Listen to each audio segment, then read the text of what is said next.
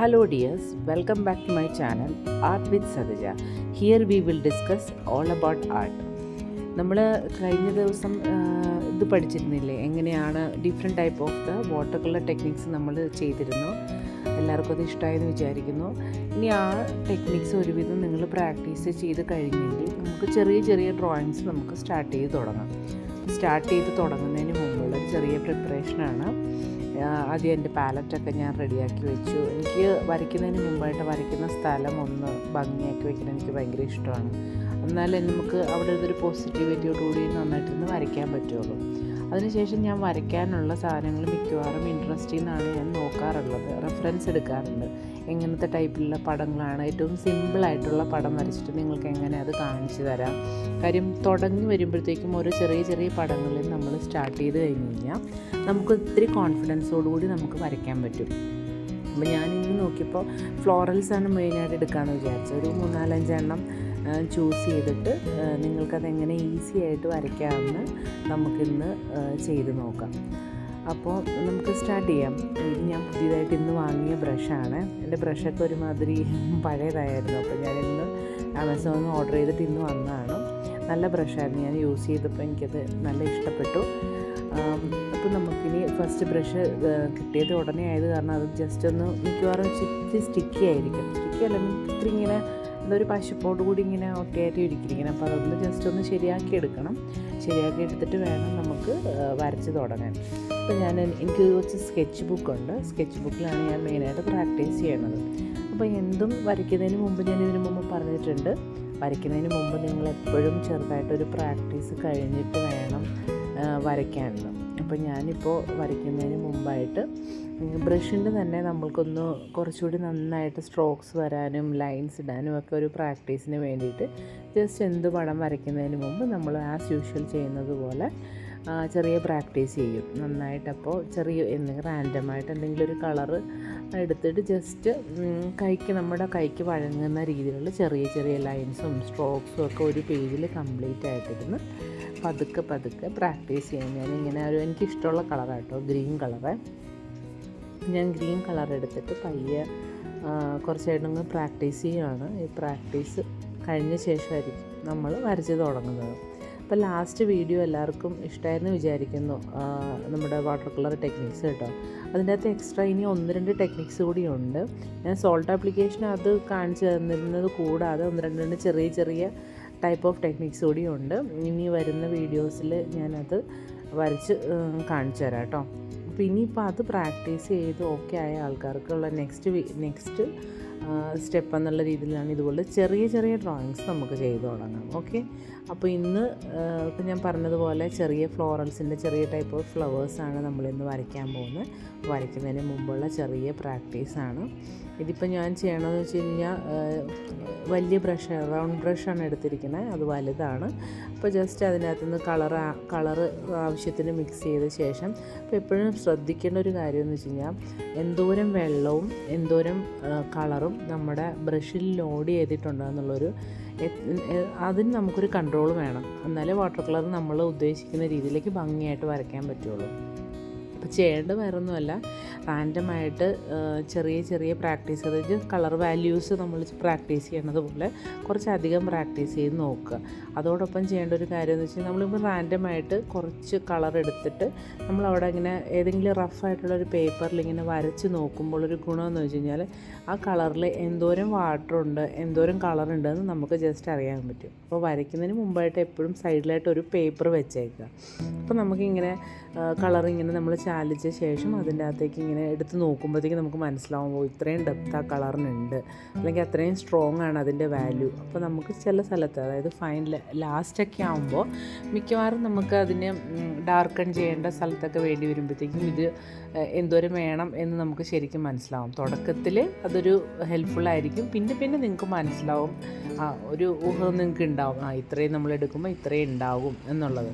അപ്പോൾ അതുപോലെ തന്നെ സൈഡിലായിട്ടൊരു ടിഷ്യൂ പേപ്പർ വെച്ചേക്കണം. വേറൊന്നുമല്ല, എക്സസ് വാട്ടർ കളയാൻ വേണ്ടിയിട്ടാണ്. അപ്പോൾ അത് നന്നായിട്ട് നിങ്ങളുടെ ഓരോ പെയിൻറ്റിങ്സും ഇമ്പ്രൂവ് ചെയ്യാൻ വേണ്ടി ഹെൽപ്പ് ചെയ്യുന്ന ചെറിയ ചെറിയ കാര്യങ്ങളാണിത്. പിന്നെ ഈ ലൈൻസ് നമ്മൾ മിക്കവാറും ചെറിയ ബ്രഷ് കൊണ്ട് നമ്മൾ ജസ്റ്റ് ഒന്ന് തിരിച്ചു കൊടുക്കുക. ഞാനതൊട്ട് ചെയ്യുന്നുണ്ട്. തിരിക്കുമ്പോഴത്തേക്ക് നമുക്ക് ഷാർപ്പായിട്ടുള്ള പോയിൻ്റ് കിട്ടും. അപ്പോൾ കുറച്ചധികം നമ്മളങ്ങനെ ലൈൻസ് ഇട്ടിട്ട് വരുമ്പോഴത്തേക്കും നമുക്ക് നല്ല പോലെ പെർഫെക്റ്റ് ആയിട്ടുള്ള ലൈൻസും കാര്യങ്ങളും ഒക്കെ ചെയ്യാൻ പറ്റും. ഇപ്പം ഞാൻ പലതും അതിൻ്റെ അകത്ത് പല ഷേപ്പുകളും ഞാൻ ചെയ്യുന്നുണ്ട്. ഒരു എസ് പോലെ ചെയ്യുന്നുണ്ട്, ഇൻഡു പോലെ, അങ്ങനെ ക്രോസ് അതൊക്കെ ചെയ്യുന്നുണ്ട്. വേറൊന്നും കൊണ്ടല്ല, നമ്മുടെ കൈ നന്നായിട്ട് വഴങ്ങി കിട്ടും. അപ്പോൾ ഏത് സൈഡിലേക്ക് വേണമെങ്കിലും നമുക്ക് സ്ട്രോക്സ് ഇടാനും വരയ്ക്കാനൊക്കെ ഹെൽപ്ഫുള്ളായിരിക്കും. ഇപ്പം ഞാൻ വരയ്ക്കുന്നതെന്ന് വെച്ച് കഴിഞ്ഞാൽ ഒരു പെറ്റൽസ്, നമ്മൾ ഫ്ലവേഴ്സിൻ്റെയൊക്കെ പെറ്റൽസ് നമ്മളങ്ങനെ ഈസി ആയിട്ട് ചെയ്യാം. ഫസ്റ്റിൽ അതിൻ്റെ ഷാർപ്പോട് എഡ്ജോട് കൂടി ജസ്റ്റ് ടച്ച് ചെയ്ത ശേഷം ജസ്റ്റ് ഒന്ന് ബ്രഷ് ഒന്ന് അമർത്തി കൊടുത്ത് താഴത്തേക്ക് വലിച്ച് എടുക്കുകയാണ്. അപ്പോൾ അത് നല്ല സ്ട്രോക്സ് കിട്ടും. അപ്പോൾ വാട്ടർ കളറിൽ ഇതുപോലെ നല്ല മെയിൻലി ഇങ്ങനെ ഫ്ലോറൽസ് ചെയ്യുമ്പോൾ നമുക്കിതുപോലത്തെ സ്ട്രോക്സ് നന്നായിട്ട് പ്രാക്ടീസ് ചെയ്യണമെങ്കിൽ നമുക്ക് ഈസി ആയിട്ട് നമ്മുടെ കൺട്രോളിൽ നന്നായിട്ട് ചെയ്യാൻ പറ്റും. അപ്പോൾ നമുക്ക് സ്റ്റാർട്ട് ചെയ്യാം. ഫസ്റ്റിൽ ഞാനിവിടെ ചെയ്യുന്ന ഒരു ഫ്ലവർ ചെയ്യുന്നതിന് മുമ്പായിട്ട് ഞാൻ പെൻസിൽ സ്കെച്ചിൽ ആദ്യം വരയ്ക്കുന്നുണ്ട് കേട്ടോ. അത് വരച്ച ശേഷം ഒരു ഫൈൻ ഔട്ട്ലൈനർ പെന്നുകൊണ്ട് ഔട്ട്ലൈൻ ചെയ്ത ശേഷമാണ് ഞാനിതിൽ കളർ ചെയ്യുന്നത്. ആക്ച്വലി ഇതിൻ്റെ ആവശ്യമില്ല. ഡയറക്റ്റായിട്ട് വരയ്ക്കാനുള്ള കോൺഫിഡൻസ് ഉള്ള ആൾക്കാർക്ക് ഇത് ഡയറക്റ്റായിട്ട് വരയ്ക്കാം, അതിലൊരു കുഴപ്പമില്ല. പക്ഷേ നമ്മൾ തുടക്കക്കാർക്ക് ഇതൊരു ഹെൽപ്ഫുള്ളായിരിക്കും. ബിക്കോസ് നമ്മൾക്ക് ആ ലൈൻസിൻ്റെ അകത്ത് നമ്മളുടെ വിചാരിക്കുന്ന സ്ഥലത്ത് ആ കളറ് നിർത്താനും അവിടുന്ന് നന്നായിട്ടത് ഡ്രാഗ് ചെയ്ത് താഴത്തേക്ക് കൊണ്ടുവരാനൊക്കെ നമ്മളൊത്തിരി ഹെൽപ്പ് ചെയ്യും. അപ്പോൾ അത് കാരണം ഞാനിപ്പോൾ തൽക്കാലം ചെറിയ പെൻസിൽ വെച്ച് വരച്ച ശേഷം ഫൈൻ ഔട്ട്ലൈനർ കൊണ്ട് ഔട്ട്ലൈൻ ചെയ്തിട്ടാണ് കളർ ചെയ്യണത് കേട്ടോ. അപ്പോൾ നമുക്ക് തുടങ്ങാം.